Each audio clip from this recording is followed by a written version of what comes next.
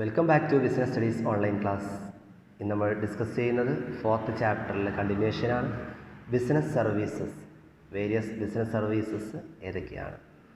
അതായത് ബിസിനസ് സർവീസിന് ഇന്നത്തെ മോഡേൺ ടൈംസിൽ ഒരുപാട് പ്രാധാന്യങ്ങൾ കൊടുക്കുന്നുണ്ട്.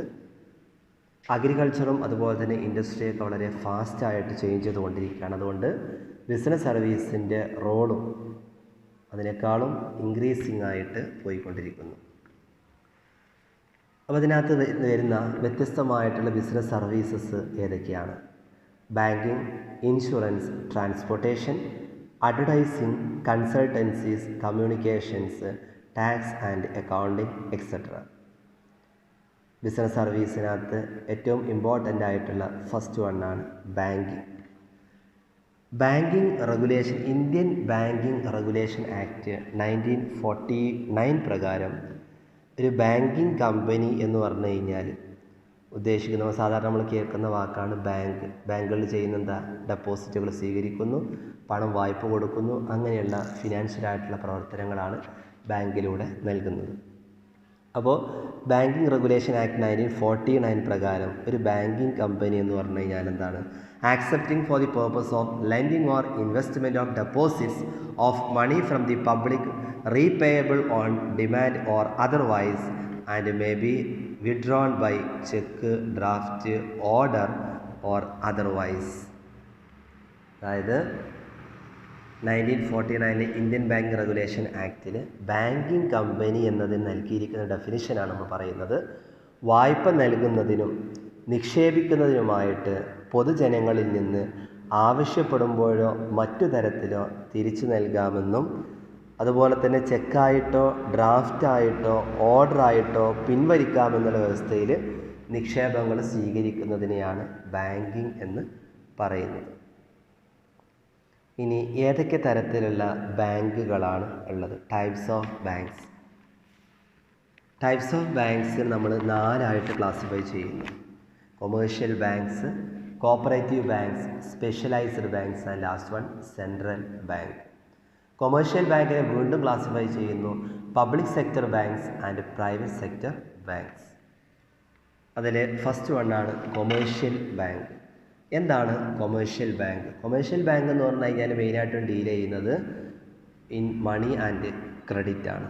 പണവും വായ്പയും കൈകാര്യം ചെയ്യുന്ന സ്ഥാപനങ്ങളെയാണ് വാണിജ്യ ബാങ്കുകൾ എന്ന് പറയുന്നത്. Commercial banks are institutions dealing in money and credit. Commercial ബാങ്കുകളെ ഗവേൺ ചെയ്യുന്നത് ഇന്ത്യൻ ബാങ്കിങ് റെഗുലേഷൻ ആക്ട് 1949 ആണ്. ഈ കൊമേഴ്ഷ്യൽ ബാങ്ക് എന്ന് പറയുന്നത് എന്താണ്? Banking is a business of receiving deposits, lending them to the people need finance and rendering other useful services. അതായത് നിക്ഷേപങ്ങൾ സ്വീകരിക്കുക, പണം ആവശ്യമുള്ളവർക്ക് വായ്പ നൽകുക, മറ്റ് ഉപകാരപ്രദമായ സേവനങ്ങൾ നൽകുക എന്നിവയാണ് ബാങ്കിൻ്റെ പ്രവർത്തനങ്ങൾ. കൊമേഴ്ഷ്യൽ ബാങ്കിനെ 2ആയിട്ട് ക്ലാസിഫൈ ചെയ്യുന്നു. അതിൽ ഫസ്റ്റ് വണ്ണാണ് public sector banks. Public sector banks എന്ന് പറഞ്ഞു കഴിഞ്ഞാൽ അതിന് പബ്ലിക് സെക്ടർ ബാങ്ക്സിൽ ഭൂരിപക്ഷവും അവകാശവും ആർക്ക് തന്നെയായിരിക്കും? ഗവൺമെൻറ്റിനുള്ള ബാങ്കുകളെയാണ് നമ്മൾ പബ്ലിക് സെക്ടർ ബാങ്ക്സ് അല്ലെങ്കിൽ പൊതുമേഖലാ ബാങ്ക്സ് എന്ന് പറയുന്നത്. പബ്ലിക് സെക്ടർ ബാങ്ക്സിൽ എന്ത് ചെയ്യുന്നു? ഇവിടെ ഗവൺമെൻറ്റിന് കൂടുതൽ ഊന്നൽ നൽകാനായിട്ട് കഴിയും. അതുപോലെ തന്നെ ഇന്ത്യൻ ബാങ്കിങ് രംഗത്താണെങ്കിൽ കൂടുതലായിട്ടും മുന്നിട്ട് നിൽക്കുന്നതും ആരെന്നെയാണ്? പബ്ലിക് സെക്ടർ ബാങ്ക്സുകളാണ്. സ്റ്റേറ്റ് ബാങ്ക് ഓഫ് ഇന്ത്യയുടെ സ്ഥാപനത്തിലൂടെയും അതുപോലെ തന്നെ 20 പ്രമുഖ കൊമേഴ്ഷ്യൽ ബാങ്കുകളുടെ നാഷണലൈസേഷനിലൂടെ ദേശസാൽക്കരണത്തിലൂടെയാണ് എന്ത് ചെയ്തിട്ടുള്ളത്? ഇത് സാധിച്ചിട്ടുള്ളത്. ഓക്കെ, രണ്ടാമതാണ് private sector banks. Private sector banks എന്ന് പറഞ്ഞാൽ പ്രൈവറ്റ് പാർട്ടീസിൻ്റെ ഉടമസ്ഥതയിലും നിയന്ത്രണത്തിലും മാനേജിങ്ങിലും വരുന്ന ബാങ്കുകളാണ് പ്രൈവറ്റ് സെക്ടർ ബാങ്ക്സ് എന്ന് പറയുന്നത്. Private sector banks are banks which are owned, managed and controlled by private parties. Private പാർട്ടീസുകൾ ഇവർ സ്വകാര്യമായിട്ടാണ് സ്വകാര്യ മേഖലാ ബാങ്കുകൾ ഇവർ എന്താണ്? കമ്പോള ശക്തികളുടെ ഒരു നിയന്ത്രണ പ്രവർത്തനം അനുസരിച്ചിട്ടാണ് പ്രവർത്തിക്കുന്നതെങ്കിലും അതെന്തായിരിക്കും? അവർ RBIയുടെ നിയന്ത്രണങ്ങൾക്ക് വിധേയമാണ് ആര്? Private sector banks. RBIയുടെ അണ്ടറിലായിരിക്കണം ഇവർ പോകേണ്ടത്. ഈ ബാങ്കുകളെ പറയുന്ന മറ്റൊരു പേരാണ് ന്യൂ ജനറേഷൻ ബാങ്ക്സ് അല്ലെങ്കിൽ ഹൈടെക് ബാങ്ക്സ് ഒക്കെ എന്നൊക്കെ പറയാറുണ്ട്. പ്രധാനപ്പെട്ട ഫിനാൻഷ്യൽ ഇൻസ്റ്റിറ്റ്യൂഷൻസുകളൊക്കെയാണ് ഇവയെ എന്ത് ചെയ്യുന്നത്? അതായത് ഇതിനകത്ത് മുന്നിൽ നിൽക്കുന്ന ജന്മം നൽകിയിട്ടുള്ള ധനകാര്യ സ്ഥാപനങ്ങളാണ് IDBI, ICICI, HDFC, UTI പോലെയുള്ള ബാങ്കുകൾ. അപ്പോൾ കൊമേഴ്ഷ്യൽ ബാങ്കിൽ 2 എണ്ണം പബ്ലിക് സെക്ടർ ബാങ്ക്സും അതുപോലെ തന്നെ പ്രൈവറ്റ് സെക്ടർ ബാങ്ക്സും. ഇനി രണ്ടാമത്തത് കോപ്പറേറ്റീവ് ബാങ്ക്സ്. എന്താണ് സഹകരണ ബാങ്കുകൾ? Cooperative banks are organised in cooperative lines. അതായത് സഹകരണ മാർഗത്തിലൂടെ സംഘടിപ്പിക്കപ്പെട്ടിട്ടുള്ള ബാങ്കുകളെയാണ് എന്തു പറയുക? സഹകരണ ബാങ്കുകൾ എന്ന് പറയുന്നത്. ഇവയെ നിയന്ത്രിക്കുന്നത് ആരാണ്? ഈ ബാങ്കുകൾ ഗവേൺ ചെയ്യുന്നത് provisions of state cooperative societies act. State cooperative societies ആക്ടിലെ പ്രൊവിഷൻസുകൾ, വ്യവസ്ഥകൾക്കനുസരിച്ചിട്ടാണ് ഇത് പ്രവർത്തിക്കുക. അതുപോലെ തന്നെ കോപ്പറേറ്റീവ് ബാങ്ക്സുകളുടെ പ്രധാനപ്പെട്ട ലക്ഷ്യം എന്ന് പറയുന്നത് ഇവരെന്ത് ചെയ്യുന്നു? Encourage thrift, accept deposit and lending money to the members at a low rate of interest. ഇവർ നിക്ഷേപങ്ങളൊക്കെ എന്ത് ചെയ്യുന്നു? അതായത് ത്രിഫ്റ്റ് പ്രോത്സാഹിപ്പിക്കുക, അതായത് സമ്പാദ്യങ്ങൾ പ്രോത്സാഹിപ്പിക്കുകയും ഡെപ്പോസിറ്റ് സ്വീകരിക്കുക, പണം വായ്പ കൊടുക്കുക, കുറഞ്ഞ റേറ്റിൽ ഇവർക്ക് വായ്പകളൊക്കെ കൊടുക്കുക. അതിന് വേണ്ടിയിട്ടാണെങ്കിൽ റൂറൽ ക്രെഡിറ്റ് ആണെങ്കിൽ അഗ്രികൾച്ചറൽ ക്രെഡിറ്റൊക്കെയാണ് ഇതിൻ്റെ പ്രധാനപ്പെട്ട സോഴ്സ് എന്ന് പറയുന്നത്. അതാണ് കോപ്പറേറ്റീവ് ബാങ്ക്സ്. ഇനി മറ്റൊന്നാണ് സ്പെഷ്യലൈസ്ഡ് ബാങ്ക്, വിശേഷവൽകൃത ബാങ്കുകൾ. Specialized banks are those banks which render specific services to the public. അതാ പബ്ലിക്കിന്, പൊതുജനങ്ങൾക്ക് പ്രത്യേക സേവനങ്ങൾ നൽകുന്നവരെയാണ് സ്പെഷ്യലൈസ്ഡ് ബാങ്കുകളെന്ന് പറയുക. ഇതിനകത്ത് ഉൾക്കൊള്ളുന്ന ഏതൊക്കെയാണ്? Foreign exchange banks, industrial banks, development banks, export import ബാങ്കുകളൊക്കെയാണ് സാധാരണ സ്പെഷ്യലൈസ്ഡ് ബാങ്കിൽ ഉൾക്കൊള്ളുന്നത്. ഈ ബാങ്കുകൾക്ക് എന്താണ്? ഇൻഡസ്ട്രീസ്, വ്യവസായങ്ങൾ, ദീർഘകാല പ്രൊജക്റ്റുകൾ, വിദേശ വാണിജ്യം ഇവക്കൊക്കെ സാമ്പത്തിക സഹായം നൽകുന്നതും സ്പെഷ്യലൈസ്ഡ് ബാങ്കുകളാണ്.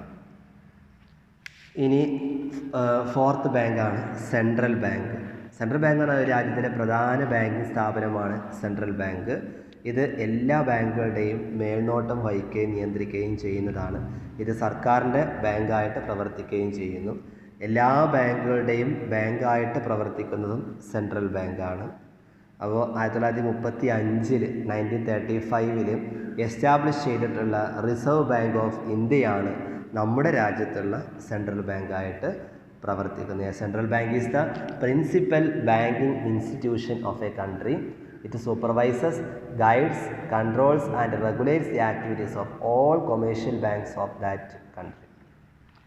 ഇനി കൊമേഴ്ഷ്യൽ ബാങ്കിൻ്റെ ഫങ്ഷൻസുകൾ എന്തൊക്കെയാണ്? ഫങ്ഷൻസുകൾ രണ്ടായിട്ട് ക്ലാസിഫൈ ചെയ്യുന്നു. Primary functions and secondary functions. പ്രാഥമിക പ്രവർത്തനങ്ങളും ദ്വിതീയ പ്രവർത്തനങ്ങളും. പ്രൈമറി ഫങ്ഷൻസിൽ മെയിനായിട്ട് 2 എണ്ണം: accepting deposit and lending money, നിക്ഷേപങ്ങൾ സ്വീകരിക്കുക, പണം വായ്പ നൽകുക. സെക്കൻഡറി ഫങ്ഷൻസിൽ ഏജൻസി സർവീസസും ജനറൽ യൂട്ടിലിറ്റി സർവീസും, ഏജൻസി പ്രവർത്തനങ്ങളും പൊതു ഉപയുക്തത സേവനങ്ങളും. അപ്പോൾ അതിൽ ഡെപ്പോസിറ്റുകൾ സ്വീകരിക്കുമ്പോൾ ഫസ്റ്റ് പ്രൈമറി ഫങ്ഷനാണ് ആക്സെപ്റ്റിംഗ് ഡെപ്പോസിറ്റ്. ഒരു കൊമേഴ്ഷ്യൽ ബാങ്കിന് മോസ്റ്റ് ഇമ്പോർട്ടൻ്റ് ഫങ്ഷനാണ് എന്ത്? Receive money as deposits from the public, പൊതുജനങ്ങളിൽ നിന്ന് ഡെപ്പോസിറ്റുകൾ സ്വീകരിക്കുക. അതുപോലെ തന്നെ it provides a banker with necessary funds for lending purpose. Banker എന്ത് ചെയ്യുന്നത്? ലെൻഡിങ് പർപ്പസിന് വേണ്ടിയിട്ട് ഉപയോഗിക്കുകയും ചെയ്യുന്നു. അപ്പോൾ ഇതിനകത്ത് വരുന്ന ഡെപ്പോസിറ്റുകൾ ഏതൊക്കെയാണ്? അതിൽ ഒന്നാമത്താണ് കറൻറ്റ് അക്കൗണ്ട്. കറൻറ്റ് അക്കൗണ്ട് ആർക്കാണ് സൂട്ടബിൾ ആകുക? Suitable form of deposit for business മാൻമാർക്ക് സൂട്ടബിൾ ആകുന്നതാണ് current account. Current account deposits can be withdrawn provide there is sufficient fund at any time without any prior notice. മുൻകൂട്ടി notice ഒന്നും കൊടുക്കാതെ ഏത് സമയത്ത് വേണമെങ്കിലും കറൻറ്റ് അക്കൗണ്ട് ഡെപ്പോസിറ്റ് പിൻവലിക്കാം. Next savings bank account. Savings bank അക്കൗണ്ടിൽ savings habit, ഇൻഡിവിജ്വൽസിൻ്റെ ഇടയിൽ സേവിങ്സ് ഹാബിറ്റും ത്രിഫ്റ്റ് ഹാബിറ്റും പ്രൊമോട്ട് ചെയ്യുന്നതിന് വേണ്ടിയിട്ടാണ് savings bank account savings bank account, അതായത് വ്യക്തികളിൽ സമ്പാദ്യശീലം വളർത്തുക എന്നുള്ളതാണ് സേവിങ്സ് ബാങ്ക് അക്കൗണ്ട് കൊണ്ട് ഉദ്ദേശിക്കുന്നത്. ഈ നിക്ഷേപങ്ങൾക്ക് റിസർവ് ബാങ്ക് ഓഫ് ഇന്ത്യ നിശ്ചയിക്കുന്ന നിരക്കിലായിരിക്കും പലിശ കൊടുക്കേണ്ടി വരിക. നെക്സ്റ്റ് വണ്ണാണ് ഫിക്സഡ് അല്ലെങ്കിൽ ടേം ഡെപ്പോസിറ്റ്. ഇത് പ്രത്യേക ഒരു പീരീഡിലേക്കുള്ളതാണ്. ഹയർ റേറ്റ് ഓഫ് ഇൻട്രസ്റ്റ് ആണ് കൊടുക്കേണ്ടത്. സ്ഥിരമായിട്ടുള്ള അല്ലെങ്കിൽ സമയ ഡെപ്പോസിറ്റ് അക്കൗണ്ടാണ്. സ്ഥിരം അല്ലെങ്കിൽ ടൈം ഡെപ്പോസിറ്റുകളുടെ നിക്ഷേപ കാലാവധി ആയിരിക്കും ഇതിലൊരു ഫിക്സഡ് കാലത്തേക്കായിരിക്കും ഇതിനുള്ളൊരു ഡെപ്പോസിറ്റുകൾ പറയുന്നത്. ഇതിലെന്തായിരിക്കും ഇൻട്രസ്റ്റ് റേറ്റുകളൊക്കെ കൂടുതലൊക്കെ ആയിരിക്കും. അതിന് ചെറിയൊരു പലിശയൊക്കെ എന്ത് ചെയ്യും ഈടാക്കാറുണ്ട്. അപ്പോൾ ഇതാണ് 3 തരത്തിലുള്ള ഡെപ്പോസിറ്റ്. കറൻറ്റ് അക്കൗണ്ടിന് പ്രത്യേകിച്ച് പലിശയൊന്നും ഇല്ല. അപ്പോൾ ഡെപ്പോസിറ്റുകൾ current account, savings bank account, fixed or time deposit. ഇനി ഈ ഒരു പ്രൈമറി ഫംഗ്ഷൻ ഒന്നാമത്തതാണ് ആക്സെപ്റ്റിംഗ് ഡെപ്പോസിറ്റ്. രണ്ടാമത്തതാണ് ലെൻഡിങ് ഓഫ് മണി, പണം വായ്പ നൽകുക. അതായത് ഒരു കൊമേഴ്ഷ്യൽ ബാങ്കിൻ്റെ ഏറ്റവും പ്രധാനപ്പെട്ട ഒരു ഫംഗ്ഷനാണ് എന്ത്, വാണിജ്യ ബാങ്കുകൾ പ്രധാനമായിട്ടുള്ള ബിസിനസ് പറയുന്നത് വായ്പ നൽകുക എന്നുള്ളതാണ്. വായ്പ നൽകുന്ന സമയത്ത് പല രൂപത്തിൽ കൊടുക്കും. ഇങ്ങനെ നൽകുന്ന വായ്പകൾക്ക് ലഭിക്കുന്ന പലിശയാണ് ബാങ്കുകളുടെ പ്രധാന വരുമാന മാർഗം. ബാങ്കുകൾ നൽകുന്ന പലതരം വായ്പകളുണ്ട് അല്ലേ. Loans and advances, overdraft, cash credit, discounting of ബിൽസുകൾ, ഇതെല്ലാം ബാങ്കുകൾ നൽകുന്ന എന്താണ് ലെൻഡിങ് ആണ്. അതായത് ലെൻഡിങ്ങിൻ്റെ വ്യത്യസ്ത രൂപങ്ങളാണ്. ഇനി ബാങ്കുകൾ നൽകുന്ന സെക്കൻഡറി ഫങ്ഷൻസുകൾ എന്തൊക്കെയാണ്? ദ്വിതീയ പ്രവർത്തനങ്ങൾ, അതിൽ രണ്ടായിട്ട് ക്ലാസിഫൈ ചെയ്യുന്നു. Agency services and general utility services. അതിൽ നൽകുന്ന സർവീസസുകളാണ് ഒന്ന് ചെക്ക് ഫെസിലിറ്റി. ചെക്ക് സൗകര്യങ്ങൾ, ചെക്ക് പ്രൊവൈഡ് ചെയ്യുക. അതായത് ഉദ്ദേശിക്കുന്നത് എത്രയാണോ എമൗണ്ട് കസ്റ്റമറിൻ്റെ അക്കൗണ്ടിലേക്ക് ആവശ്യമുള്ള എമൗണ്ട്, അതിന് പകരം എന്ത് ചെയ്യുന്നു, ക്യാഷ് കൊടുക്കുന്നതിന് പകരം ചെക്ക് കൊടുക്കുക. അപ്പോൾ അങ്ങനെ ചെക്ക് കൊടുത്തു കഴിഞ്ഞാൽ അത് പണം ശേഖരിക്കാൻ വേണ്ടിയിട്ട് അല്ലെങ്കിൽ സർവീസാണ് നൽകുന്നത്. മറ്റൊന്നാണ് റെമിറ്റൻസ് ഓഫ് ഫണ്ട്സ്, ഫണ്ടുകൾ അയച്ചു കൊടുക്കുക അല്ലെങ്കിൽ അടവ് അയച്ചു കൊടുക്കുക. അപ്പോൾ അതായത് ഡിമാൻഡ് ഡ്രാഫ്റ്റ്, DD വഴിയൊക്കെ എന്ത് ചെയ്യാറുണ്ട്. അപ്പോൾ എക്സാം ഫീ ഒക്കെ നമ്മൾ അടക്കാൻ പറയുകയാണെങ്കിൽ DD വഴി അയക്കണം എന്ന് പറഞ്ഞു കഴിഞ്ഞാൽ, അതുപോലെ തന്നെ പേ ഓർഡർ, മെയിൽ ട്രാൻസ്ഫർ, ഇതിലൂടെയൊക്കെ എന്ത് ചെയ്യുന്നുണ്ട്, ഒരു സ്ഥലത്ത് നിന്ന് മറ്റു സ്ഥലത്തേക്ക് പണം എത്തിക്കാനുള്ള സൗകര്യം ബാങ്കിൽ നൽകുന്നുണ്ട്. മറ്റൊന്നാണ് പേഴ്സണൽ സർവീസസ്, വ്യക്തിഗതമായിട്ടുള്ള സേവനങ്ങൾ. അതായത് ഇടപാടുകാരെന്ത് ചെയ്യും, അവരുടെ വ്യക്തമായ നിർദ്ദേശം നൽകുന്ന പക്ഷം അവരുടെ ഇൻഷുറൻസ് അടക്കുക, ഡിവിഡൻഡ്, പലിശ, പെൻഷന് തുടങ്ങിയിട്ടുള്ള സേവനങ്ങളൊക്കെ ആരേറ്റെടുക്കും, ബാങ്ക് ഏറ്റെടുക്കും. ബാങ്ക് പേഴ്സണൽ സർവീസുകൾ പ്രൊവൈഡ് ചെയ്യാറുണ്ട്. അതുപോലെ തന്നെ dealing in shares, debentures etcetera, ഓഹരികൾ, കടപ്പത്രങ്ങൾ എന്നിവയൊക്കെ എന്ത് ചെയ്യുക, കൈകാര്യം ചെയ്യുക. ഇടപാടുകാരുടെ നിർദ്ദേശത്തിനനുസരിച്ചുകൊണ്ട് ഷെയർസ്, ഡിബഞ്ചേഴ്സ്, ഗവൺമെൻറ് സെക്യൂരിറ്റീസ് ഇവയൊക്കെ വാങ്ങുകയും വിൽക്കുകയും ചെയ്യുന്ന ജോലിയും ആരേറ്റെടുക്കും, ബാങ്ക് ഏറ്റെടുക്കും. മറ്റൊന്നാണ് കസ്റ്റോഡിയൽ സർവീസ്. കസ്റ്റോഡിയൽ സർവീസ് എന്നാൽ ബാങ്കുകളിൽ നമ്മൾ സ്വർണം, അതേപോലെ തന്നെ വില കൂടിയിട്ടുള്ള ലോഹങ്ങൾ, രേഖകൾ, ഇൻഷുറൻസ് പോളിസികൾ, ഓഹരി സർട്ടിഫിക്കറ്റ്, ആധാരങ്ങൾ, ഇതെല്ലാം സൂക്ഷിക്കാൻ എന്ത് ചെയ്യാറുണ്ട്, ബാങ്കിൽ ഏൽപ്പിക്കാറുണ്ട്. അതായത് ലോക്കറിലൊക്കെ വെക്കാറുണ്ട്. അങ്ങനെയുള്ള സർവീസ്, കസ്റ്റോഡിയൽ സർവീസും ബാങ്ക് പ്രൊവൈഡ് ചെയ്യുന്നു. അതുപോലെ തന്നെ ബാങ്ക് കൊടുക്കുന്ന മറ്റൊരു സേവനമാണ് issue of letters of credit, letter of credit പുറപ്പെടുവിക്കും. അതായത് വിദേശ വ്യാപാരവുമായിട്ട് ഇറക്കുമതിക്ക് ലെറ്റർ ഓഫ് ക്രെഡിറ്റ് ഒഴിച്ചുകൂടാനാവാത്തതാണ്. അപ്പോൾ ഈ വ്യാപാരങ്ങൾക്കും അതുപോലെ തന്നെ ബിസിനസ് സ്ഥാപനങ്ങൾക്കും എന്ത് ചെയ്യും, ഇത് വളരെ പ്രയോജനമാണ്. വിദേശ വ്യാപാര ഇറക്കുമതിയുമായി ബന്ധപ്പെട്ട ഒരു ഡോക്യുമെൻ്റാണ് ലെറ്റർ ഓഫ് ക്രെഡിറ്റ്. അതും ആര് ഇഷ്യൂ ചെയ്യുന്നുണ്ട്, ബാങ്ക് ഇഷ്യൂ ചെയ്യുന്നു. Next issue of travellers check, യാത്രക്കാർക്ക് വേണ്ടിയിട്ടുള്ള ചെക്കുകളൊക്കെ പ്രൊവൈഡ്, ടൂറിസ്റ്റുകളാണെങ്കിലും അതേപോലെ ബിസിനസ് എക്സിക്യൂട്ടീവ്സിനൊക്കെ എന്ത് ചെയ്യും, ട്രാവലേഴ്സ് ചെക്ക് ബാങ്ക് ഇഷ്യൂ ചെയ്യാറുണ്ട്. Next provision of credit information, സാമ്പത്തിക സ്ഥിതി അറിയിക്കുന്നുണ്ട്. ബാങ്കുകളൊക്കെ എന്ത് ചെയ്യും, അവരുടെ ഇടപാടുകാരെ കുറിച്ചുള്ള ആവശ്യമായിട്ടുള്ള വിവരങ്ങൾ നൽകുന്നുണ്ട്. ഇതെന്താണ്, ഒരു കൊമേഴ്ഷ്യൽ ബാങ്ക് നൽകുന്നൊരു സർവീസാണ്. അപ്പോൾ ഇത്രയാണ് കൊമേഴ്ഷ്യൽ ബാങ്കിൻ്റെ സെക്കൻഡറി ഫങ്ഷൻസുകൾ. ഇനി ഇതിനകത്ത് പറയുന്ന മറ്റൊരു ടേമാണ് ഇ ബാങ്കിങ്.